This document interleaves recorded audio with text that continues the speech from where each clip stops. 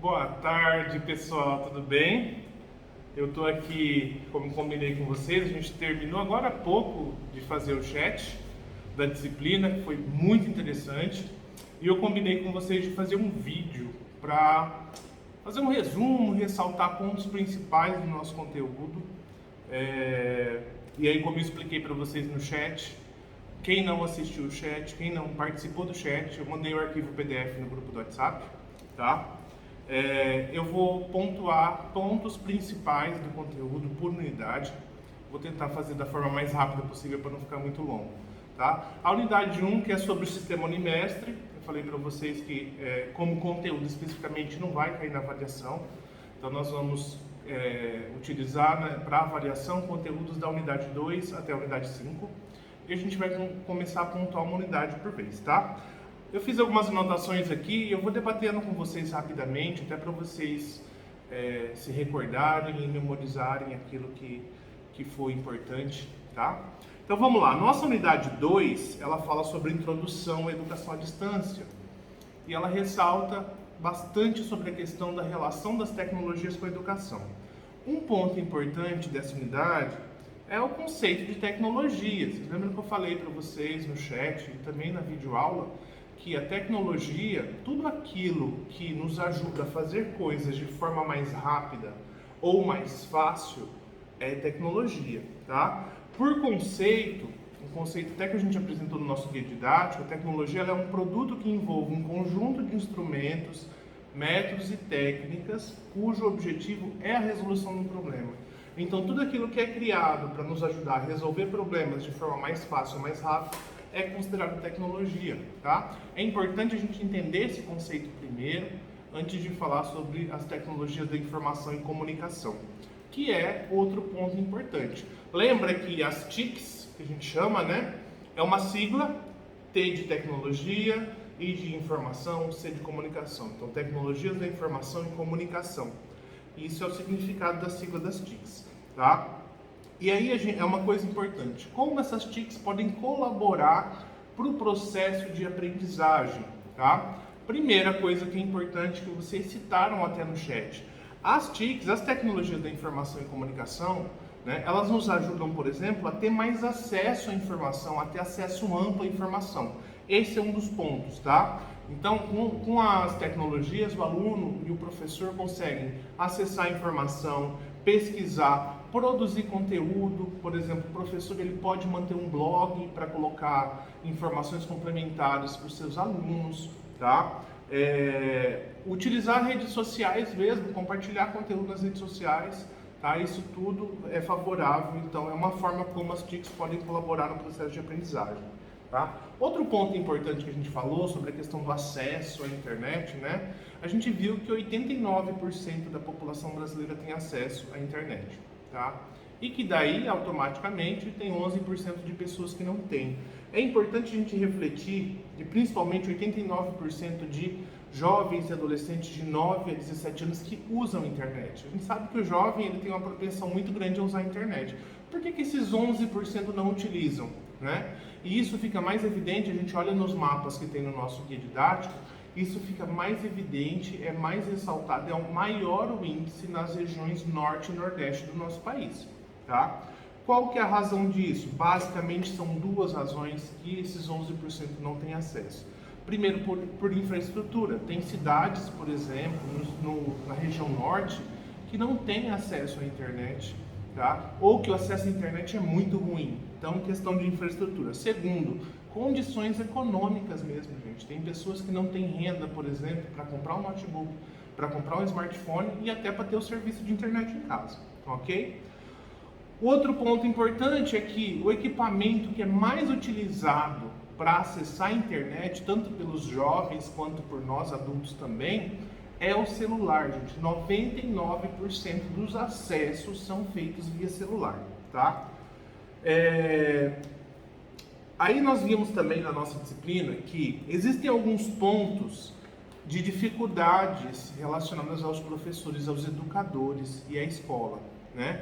Dificuldades em relação a questões estruturais. Então, por exemplo, tem escola que não tem número suficiente de computador por aluno. Tem escola que os computadores não estão conectados à internet, ou que não são todos os computadores que são conectados à internet, que os equipamentos são muito obsoletos, são muito antigos, né, muito lentos, ou nem conseguem acessar certos sites, certos aplicativos, tá? E baixa velocidade de internet também, né? Aí acaba não conseguindo navegar.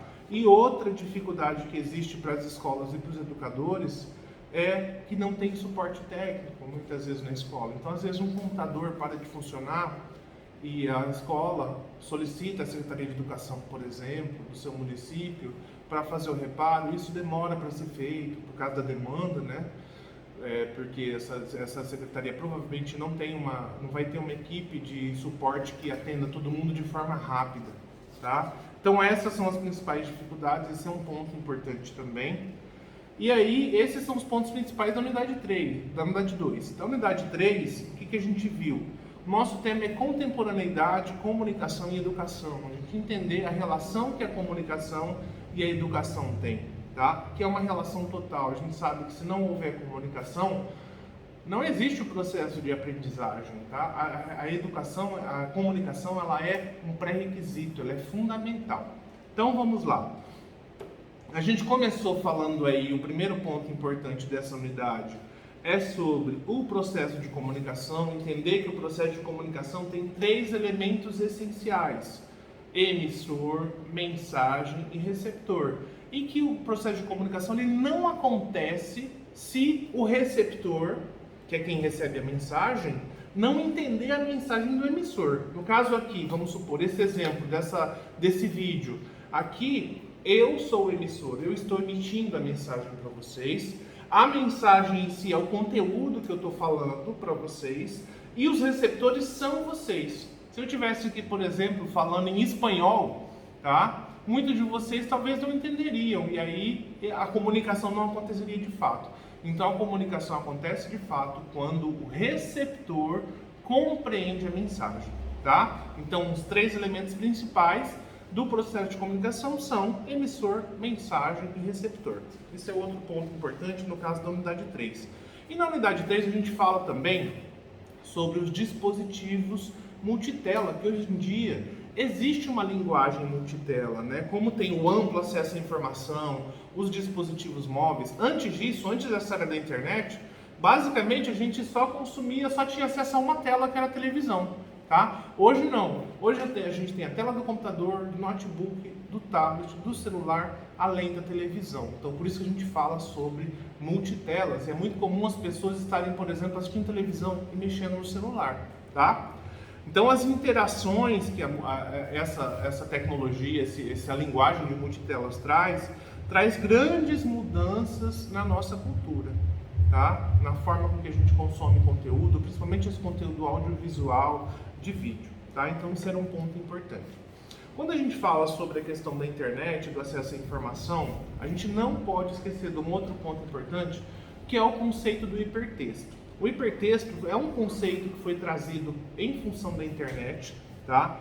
E o que ele é? Nada mais ele é do que as informações escritas organizadas de forma que o leitor tenha a liberdade de seguir caminhos diferentes. Por exemplo, quando eu estou lendo um livro físico, eu tenho que consumir ele na sequência das páginas. Agora, quando eu estou lendo um artigo num blog, por exemplo, uma notícia num site de notícias, eu posso transitar em outros lugares. No próprio texto tem links que me levam para outros lugares, tá? Então, em resumo, o hipertexto, ele é um texto digital que utiliza também imagens, vídeos. Você vê, por exemplo, numa notícia de um site de notícias, você vê lá que no meio do artigo tem um texto, aí tem uma foto, aí depois tem um vídeo, e links principalmente. A questão dos links, que são aquelas palavrinhas ou aqueles ícones, né? Aquelas imagens que eu clico e acontece outra coisa, isso é um link. Por que chama link? Porque ele te leva, ele te linka a outra informação, tá? Então, ó, texto com imagens, vídeos e links, basicamente, em resumo, é isso que é o hipertexto, tá? Bom, outro ponto importante. Nessa unidade, na nossa unidade 3, tem um quadro, que é o quadro número 1, que ele fala sobre habilidades e competências que são exigidas na sociedade do conhecimento, tá? Isso é importante também. Que habilidades são essas? Primeiro, habilidade de comunicação. Cada vez mais a sociedade do conhecimento exige que professores, educadores, profissionais, alunos, estudantes, enfim, todos nós, que nós nos comuniquemos bem, que a gente tem habilidade de comunicação, tá? Outra habilidade importante, aprender de forma independente, gente. As pessoas estão aprendendo de forma independente, não só pelo acesso à educação à distância, porque na educação à distância uma das características é que você tem uma independência na aprendizagem, porque você tem lá o vídeo do professor, o material do professor, só que quem organiza a forma de estudo é você, tá? Então, aprender de forma independente, isso é um ponto bem importante que eu quero frisar com vocês. Também vem a questão da ética e responsabilidade, principalmente com as informações que a gente compartilha, com toda essa história de fake news, por exemplo. A gente tem isso entra nessas competências exigidas, tá? Aprender a trabalhar em equipe, até por causa da aprendizagem colaborativa, a habilidade de pensamento, de ter pensamento crítico, de olhar, de ler as coisas e analisar aquilo. As competências digitais, que é aprender a utilizar as ferramentas, como muitos de vocês têm aprendido aqui no curso, a utilizar algumas ferramentas que não utilizavam, e a gestão do conhecimento, tá? Então, esse quadro 1, que está na nossa unidade 3, ele é importante também. O último item da unidade 3, que eu quero destacar com vocês, é a questão do surgimento das ferramentas e das plataformas digitais de aprendizagem.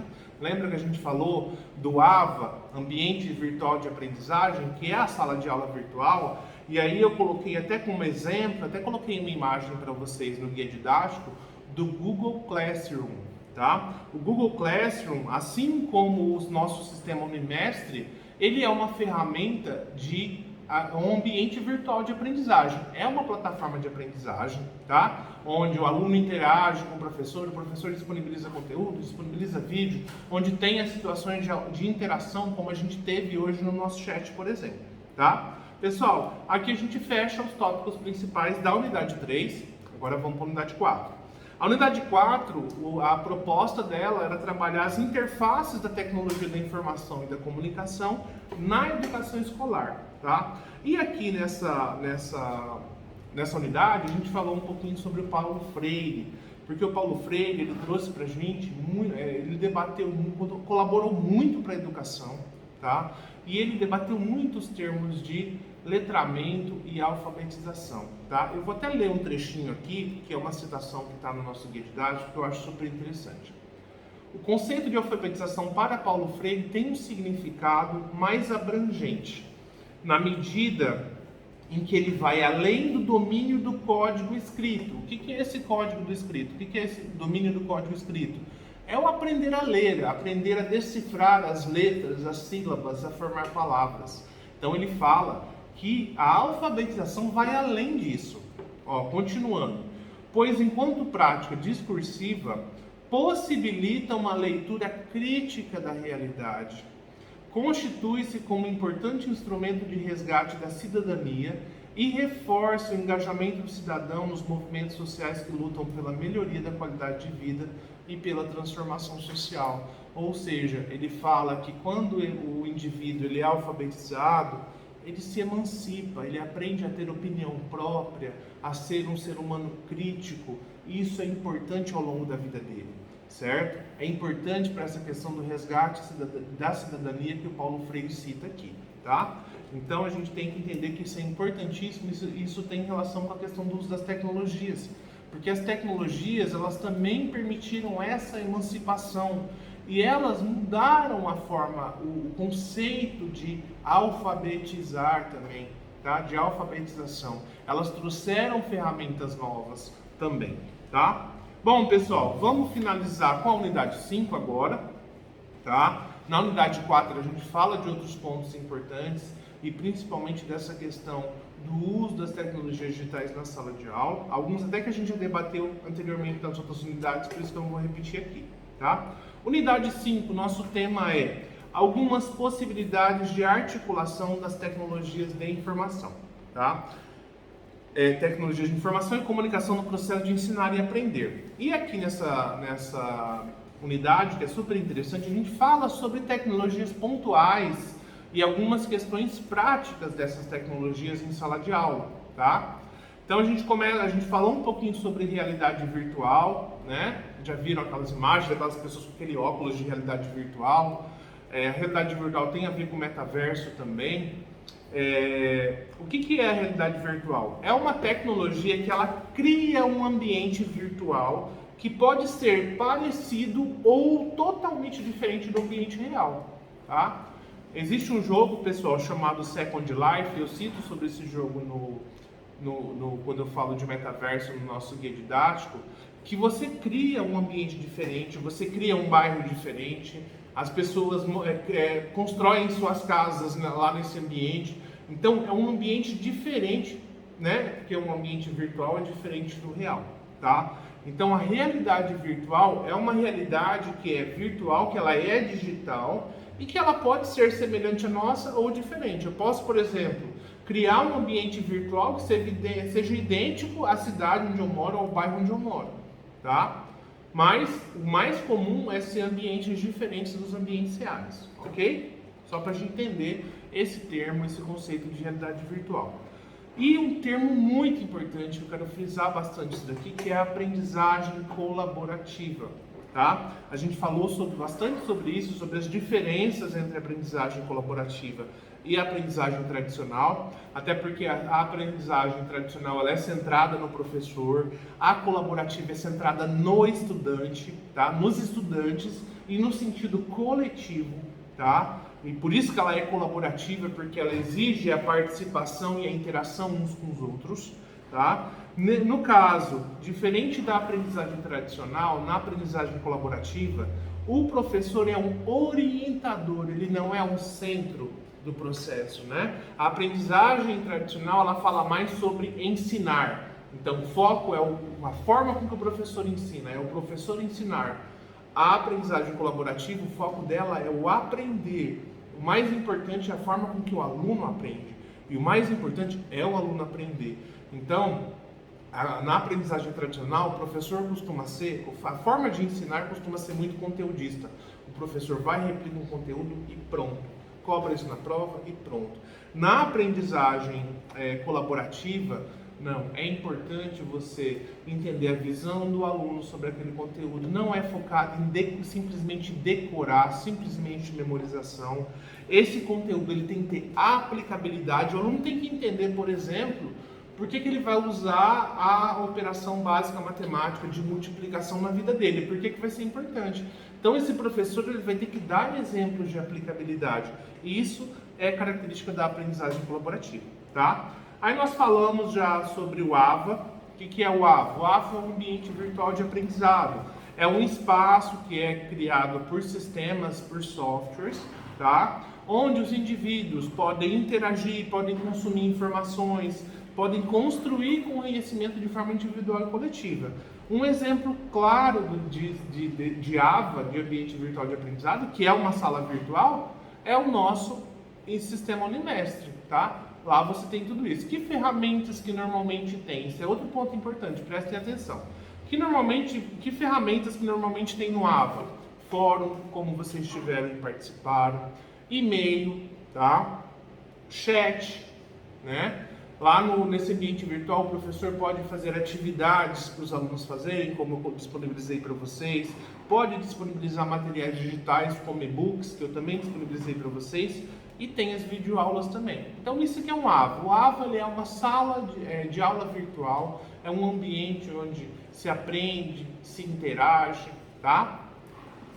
Então beleza, vamos lá para o nosso próximo tópico, que também é importante, que são os mapas mentais e os infográficos, tá? Inclusive se tiver uma atividade que era construir um mapa mental ou um mapa conceitual, como nós chamamos, tá?